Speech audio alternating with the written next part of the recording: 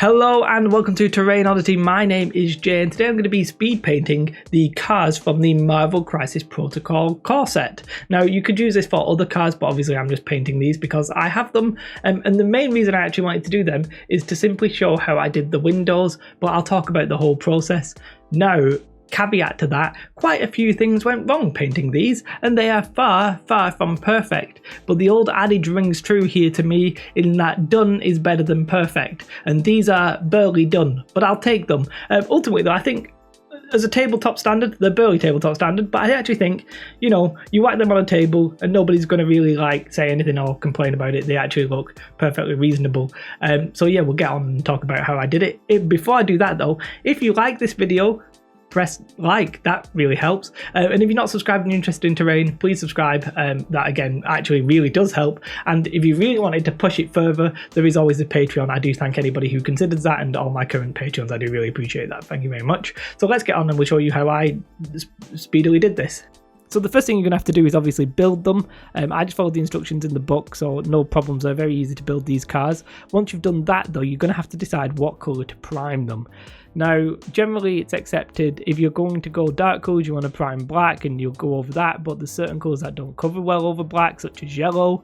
So I tried initially black and then over it with yellow, and if I'm honest, it didn't really work very well, so I tried white and that was a little bit better. If you have the colour spray can of the model you actually want that car to be, use that. Like if you have a nice yellow that looks like a taxi colour, you're doing a taxi, do that. If you have a nice blue and you think like an ultramarine blue or something, use that. It'll be a lot easier to get a nice smooth covering using a spray can. If not, and you've sprayed them, in this case I'm doing that blue car black and I'm doing the yellow car white, then, you know, prime it to the best of your ability. I had a couple of problems, like I started priming this out in the rain, well I started priming it, then it started raining and it ruined my model a little bit, so then I tried to take off the paint and I ultimately damaged some of the plastic, whatever. That's just something you hopefully won't repeat. But the key thing to do here is we want to get the colour of our car first, and we want it to be as smooth as possible. I do a terrible job of this. I can very easily see like the paint marks and stuff like that. I can see the texture of the paint on the car, which is exactly what you don't want. But you want to do smooth thin coats, like, you know, as Duncan says, two thin coats. Sadly, you're going to have to do this if you want to have a nice colour that's smooth, because essentially the larger your panels, the harder it is to get smooth coverings, and obviously a car has quite large panels, so you want to colour your paint in as best you can. So in this case I'm going with dark blue on one of them and I'm going with the taxi yellow on the other. The actual paints that I'm using, I'm not 100% sure. For the blue I'm actually using Signar blue base, but it is essentially just a dark blue. And for the yellow, well, I actually did what colour did I do first? I did a yellow ochre from like an acrylic paint, and then I went over it with Cygnus yellow. You could just use what's the sunset, the GW Sunset yellow one. I don't want to dictate the colours to you, because the colours that you use are essentially dependent on the colour of the car that you want. So, you know, it's up to you to decide what you want. For the yellow, you're just looking for a pure yellow if you're going to do a taxi, and then for the blue, it's any blue or a green or red or whatever you're going to do. You've got your nice smooth covering now. Then we're going to move on to the next part. And the next part for me is actually the metallic parts of the car. I'm not actually going to go with any damage to the car, but these cars have like a front grille, and I'm going to do those in lead belcher. I actually do a mixture of lead belcher with a bit of Abaddon black, just because I wanted it to be like quite a dull colour. I didn't want it to like be super bright. But we're going to do the metal parts, so that's the front grille. In the way that I'm doing it, it's also the side of the wheels, the wheel trims, the wheel rims, I guess that's the technical term, and I think that's probably about it. I also did the exhaust on these cars. So you've got your base colour. We're now going to, and we've done our metallic parts, we are now going to do the headlights and the license plate. So in this case, I'm going to do the lights with grey sear, and then I'm going to highlight it with a white scar. I say a highlight with a white scar, it's actually just a watered down white scar. I do the exact same for the lights and the license plate. Do feel free to be neater than I'm going to be across this whole entire process. For the indicator light, I literally just got the same yellow that I used for the taxi, mixed in with some pure red, and just simply because I couldn't find a nice orange. Did that on the front lights and did that on the back lights as well, although technically I tried red first and I didn't really like it. But that's it for the lights and the license plate. And then we're going to take the black and essentially tidy everything up. So in this case, that's going to be the wheels and the windows. Now for the taxi, I also tidied up the bit that says taxi. I'm not 100% sure what that's called.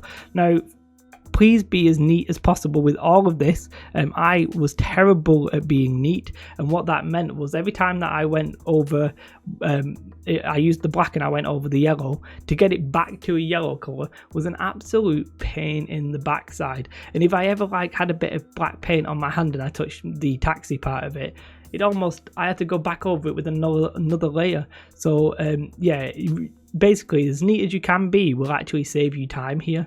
So instead of trying to just rush through it, you're better actually trying to be neat. No, not that I have managed to achieve that, but that is the case. Once you've tidied up your windows, you might want to then tidy up the bodywork of your car or wherever you've gone over by mistake. As I said, that can be problematic if you're doing yellow over black or what have you. And then we're essentially almost done, aren't we? The main thing left is the windows. And the way that I do the windows, I really enjoyed this method because it was very simple and very quick. I take I'm actually using a makeup brush, but just a small dry brush, and I take what is the colour? It's Celestra Grey.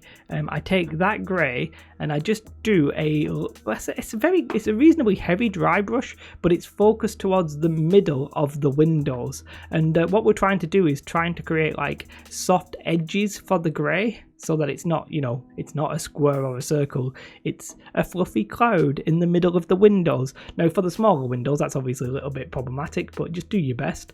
And the same for the back window as well.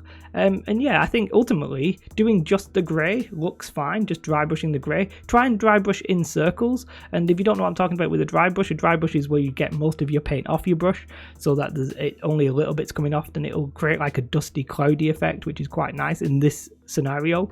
You do that for all your windows. Now you can, if you want to, go up a little bit more. You could go into the same white that we used before, the white scar. I did.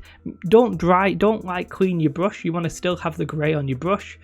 Take the white, dip the white into the grey, where you were cleaning your brush off, and it sort of will mix together. Then just dry brush it again, but obviously in a smaller circle, more concentrated in the bits where you want to be highlighted. And ultimately, I think you could just leave it there, but what I decided to do is I use a blue wash, which is the Games Workshop blue wash, which is called Drakenhof Nightshade, and I just do a very light, for the blue car I overdid it on the blueness, but you basically just do a layer of that over all of the window, so even the corners, and that'll give it it'll give your greys and your whites in the middle that are like a cloud, it'll give it a nice blue tint, and that I think really it replicates a sky on a window very well, quite comic book style, but ultimately it looks pretty decent. And I think we're pretty much there. You can tidy it up as you go. As I said, try and be better than me when it comes to thinning the paints. I was absolutely terrible at that, but ultimately it's a nice effect and looks pretty decent. So I'm being told off by the battery that apparently is going to go very soon, but ultimately these are finished and I think they look pretty good. I did have some problems with them. They're okay tabletop standard, but I think ultimately they look fine. The main problem I had was I took it outside to prime. It started raining. That meant I had drops on my primer colour, which meant I ultimately decided to strip it. Then I stripped it and ruined the plastic on one of them because I tried to sand it, and you know what, it was a pretty terrible decision. Main advice, if you have the correct colour, like a pure yellow if you're doing a taxi or whatever colour you're doing on the other side, if you have that colour as a primer or an airbrush, please use that. You will find it much easier to get a nice smooth covering on the large surfaces. Other than that, just try your best to do thin layers. You'll eventually get there. Mine isn't perfect, but you know what? I was losing the will to live during it, and I said to myself, well, it's better just getting it done. We'll get the video out there, and either people will find it useful or they won't. But ultimately, I think they look fine. You know what I mean? And that's all I can really ask for. So, yeah, let me know your thoughts. I didn't even get in the lines. I look at them now, on my backlights and stuff like that, and I can see where I've not coloured it. I've either not painted it in properly, or I've got it on the bodywork, as you will. I've not even bothered doing the license plate numbers or what have you, because I can't be bothered. But I just said to myself, let's get it done. And they're done, and I think it looks okay.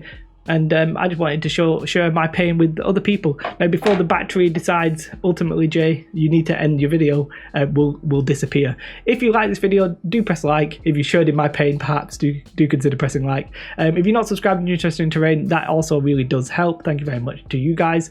And really, my Patreon, big shout out to you guys. I really do appreciate that. And if you ever consider that, again, that's the highest honor, I guess, that I could get on YouTube. So thank you very much. My light is fading, so I better paint on my hands.